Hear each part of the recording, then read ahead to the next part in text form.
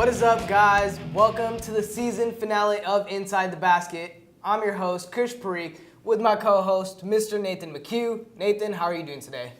I'm doing great today. How are you, Kush? I'm good and bad. Good because both Cal State Fullerton's basketball teams made the Big West tournament.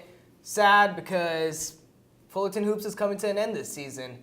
With that being said, let's dive straight into the women's basketball team. They took on Long Beach State in the first round of the Big West tournament. They lost 60-54. What were your thoughts on their performance? Well, I thought they played well in the first half. They led by 1.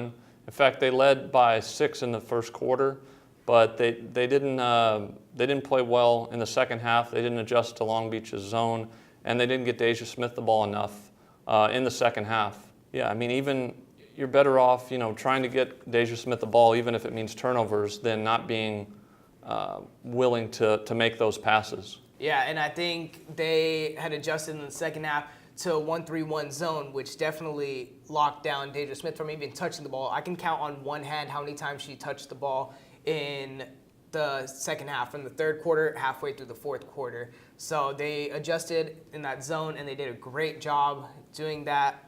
So hats off to Long Beach State.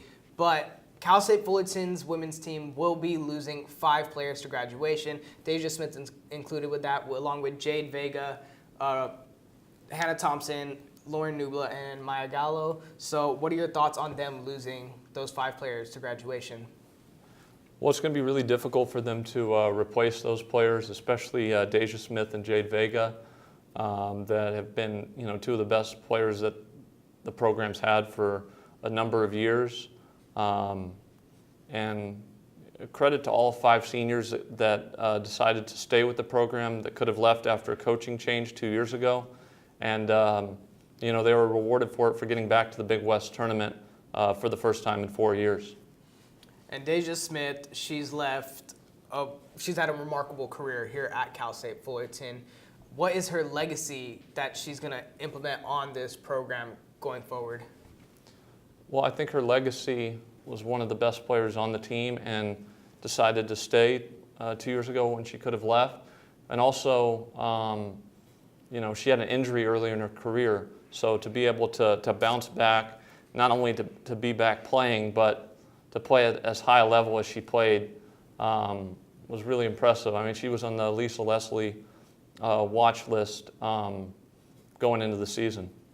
Yeah, and losing 2 top scorers in Jade Vega and Deja Smith, what is the future of the women's basketball going to look like starting next season? Well, it's obviously going to look a lot different because you lose 5 seniors.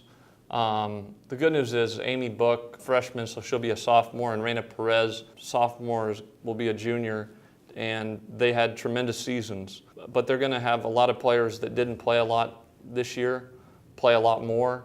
And, they probably are going to need the freshmen that'll be there next year to have a big impact if this team is to, be successful and hopefully finish over 500 next season. Yeah, it's something we'll definitely look forward to.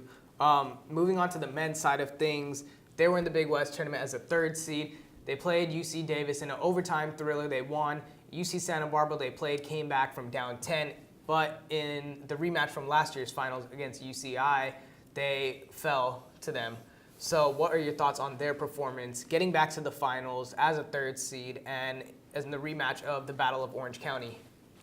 Yeah, I mean, I think it's impressive that they were able to get back to the championship game, being the defending champions and everybody wanting to knock them off.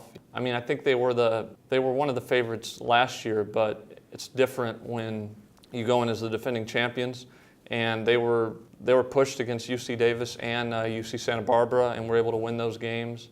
UC Irvine, they made 10 of 14 threes, and some of those were really difficult shots. I mean, the first 3 3-pointers that Max Hazard made were NBA range threes, and they were all contested. And that's when even early, it looked like the game could get away from them. Yeah, and even Coach Taylor was saying that on that type of night, UC Irvine could beat the Lakers. They were on fire that night. shooting over 71% from behind the arc. But Khalil Ahmad and Kyle Allman Jr. were named to the All-Tournament team. This is actually their second year in a row being named to the All-Tournament team. What are your thoughts on that? Well, I think it's a great accomplishment. Last year, Kyle Allman Jr. was the tournament MVP, with Khalil Ahmad being on the first team, and then this year both on the first team, along with UC Irvine's Max Hazard, Evan Leonard, Colin Whelp, Long Beach State's Deshaun Booker. It's quite an accomplishment, and just shows how consistent they've been, through those 6 tournament games, the last 2 years in the tournament. Yeah, and they accepted a bid in the College Insider Tournament, kind of as a last game here at Titan Gym. They'll be playing Thursday night at 7 p.m. Is this kind of a thank you to the fans that have showed their appreciation and support throughout the entire season, and a final chance for the fans to also see Khalil Ahmad and Kyle Allman Jr.